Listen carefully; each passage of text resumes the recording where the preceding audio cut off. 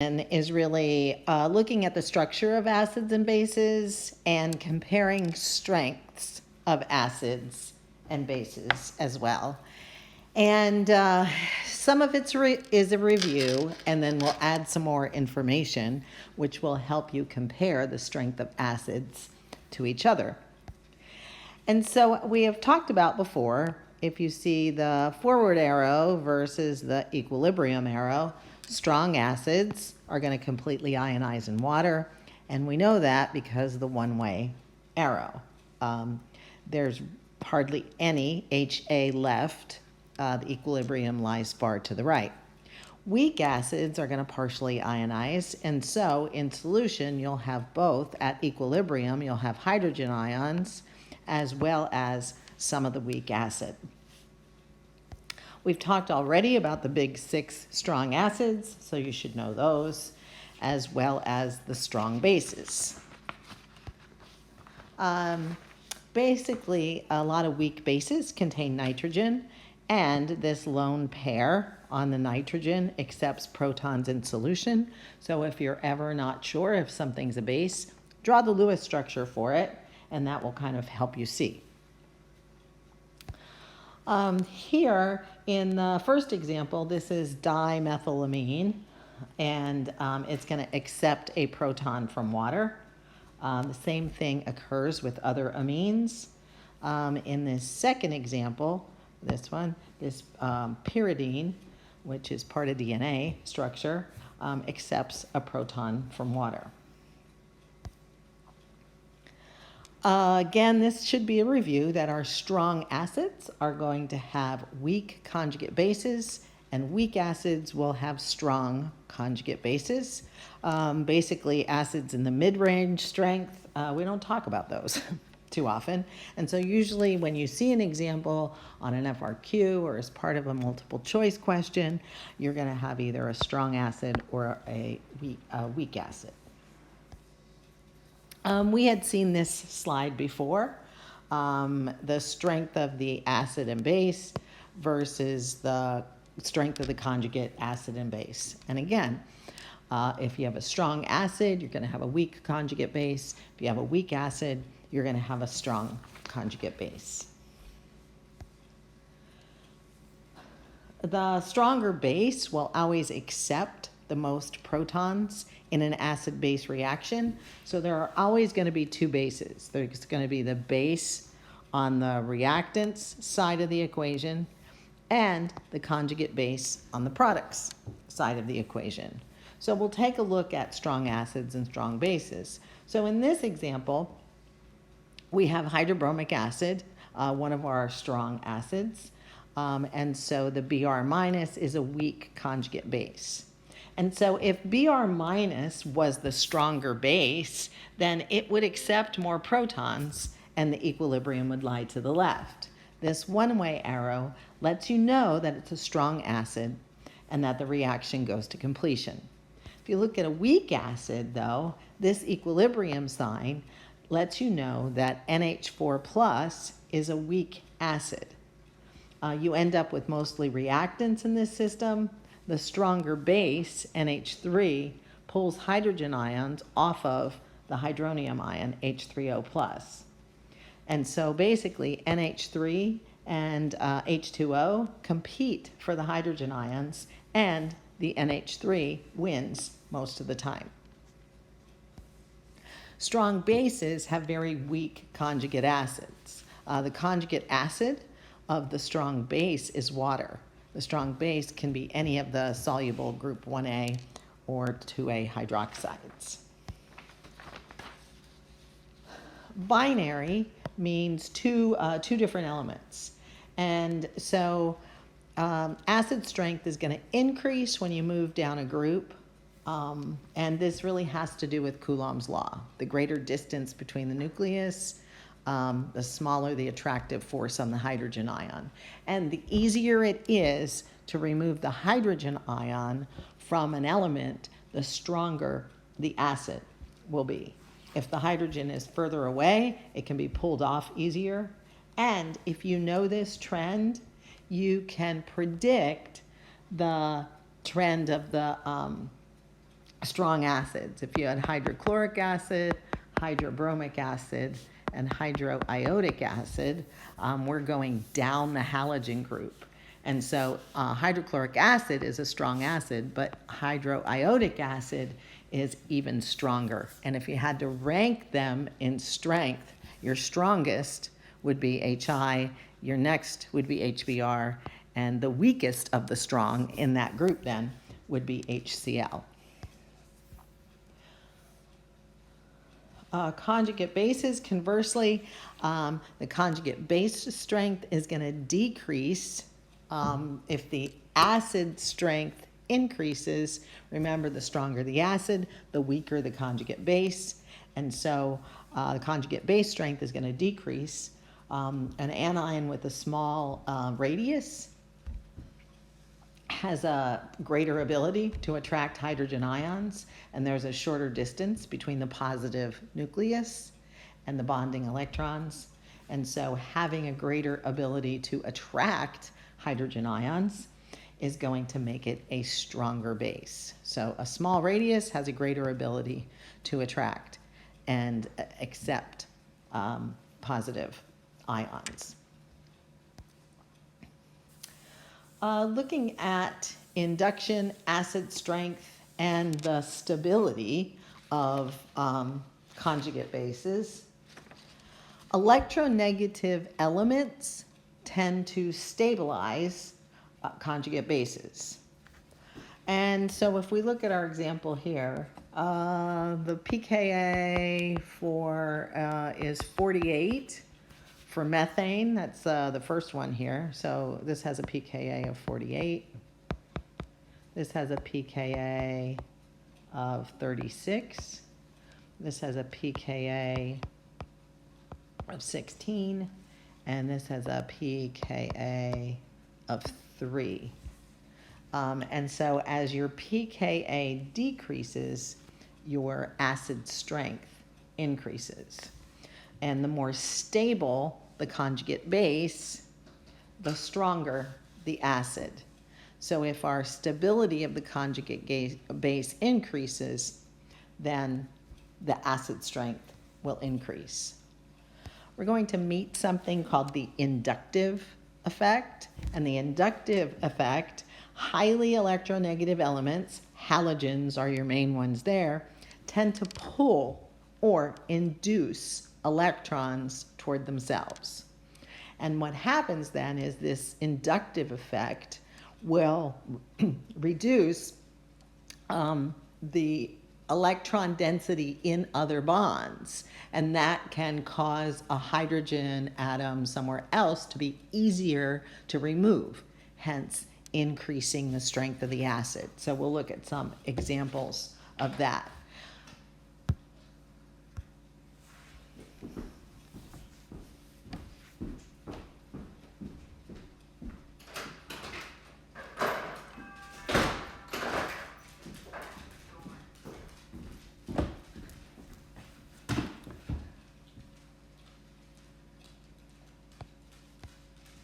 Looking at oxoacids, those are acids which contain hydrogen and oxygen. There are going to be two types of oxoacids. You're either going to have a hydroxyl group bonded to an element that is not bonded to other oxygens, that's this guy right here, or the hydroxyl group can be bonded to an element and that other element is also bonded to other oxygens. Looking at the inductive effect, acid strength will increase as the electronegativity of this element increases.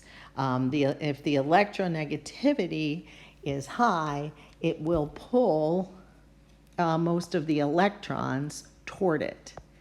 And if it pulls electrons toward it, that's going to weaken the bond, this bond right here, between the hydrogen and the oxygen. The hydrogen will fall off more easily, and that will actually increase the strength of the acid. So pulling the electrons away between the oxygen and the hydrogen is kind of like taking the screws out of your chair, and so it's going to fall apart. easily. So acid strength will increase as the electronegativity of Y increases. And so what you may see on a College Board question is they're going to give you a couple acids and maybe ask you to rank the strength of the acid. And if you kind of take a look at iodine and bromine and chlorine, your most electronegative element is chlorine. And so all other things being the same except for that halogen, then HOCl will be the strongest acid.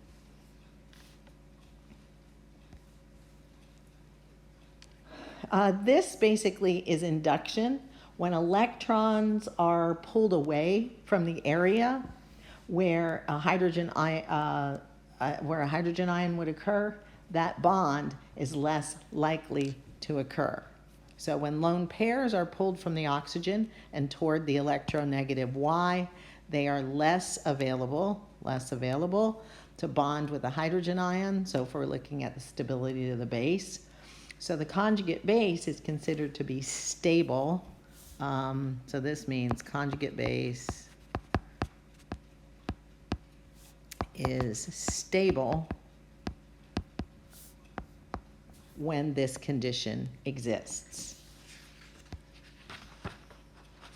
Acid strength will increase. Oxygen is a super electronegative element. And so as you add more oxygen atoms to the chlorine, the electronegativity at that end of the molecule increases.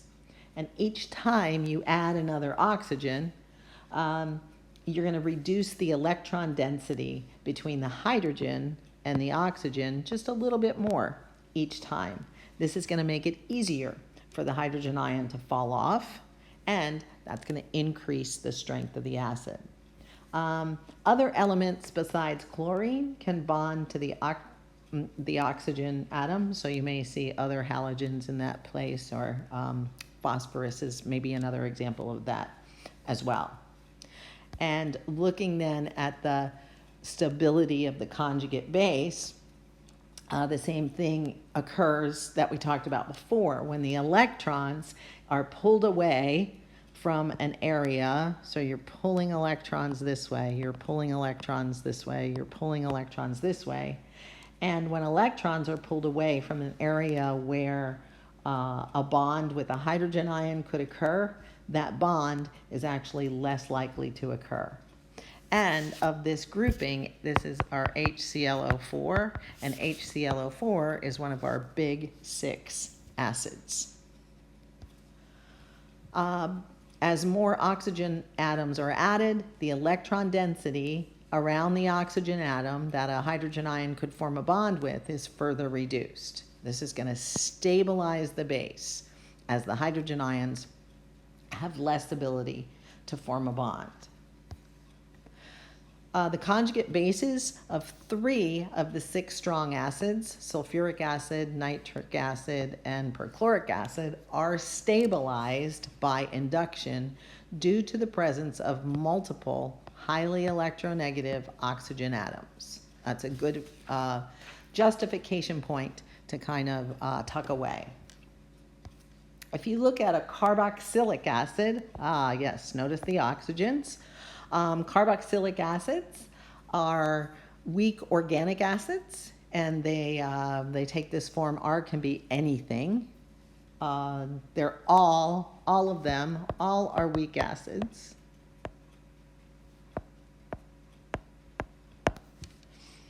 Acetic acid is actually has a carboxyl group on it, and it has that structure.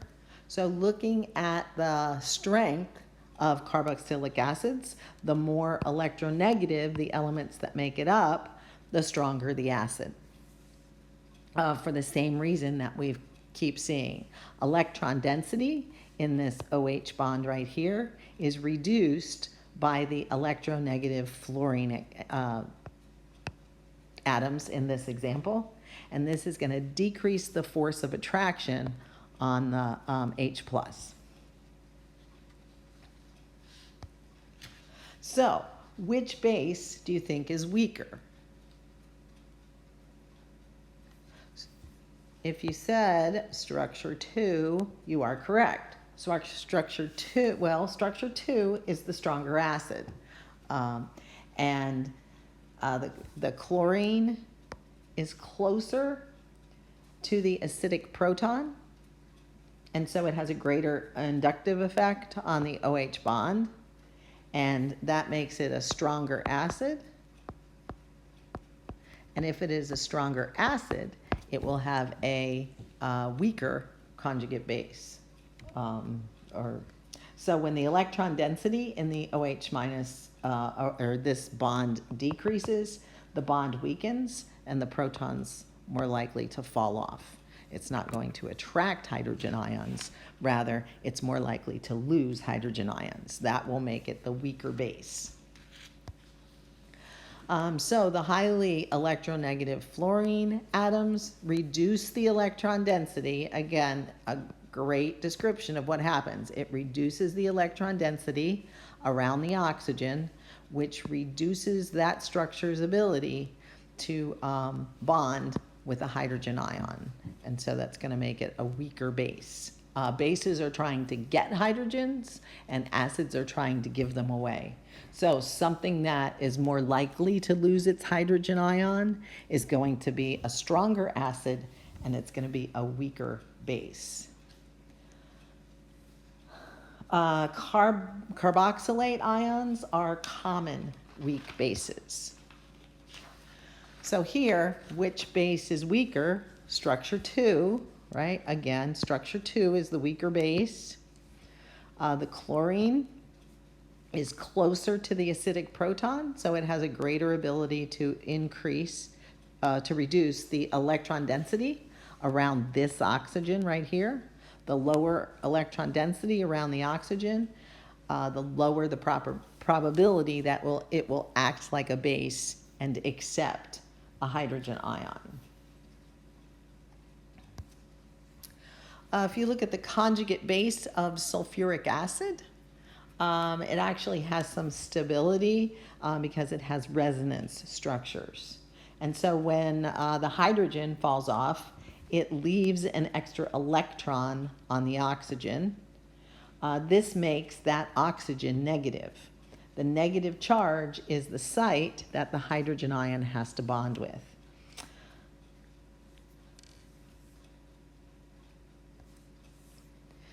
So the conjugate bases of 3 of the 6 strong acids, same ones we've seen before, are stabilized by resonance due to the presence of 1, 2, or 3 double bonds between the oxygen and the central atom. So this should help you should you ever have to rank the strength of a group of acids or predict the strength of some bases. Remember, the more electronegative the element, the stronger it will hold on to those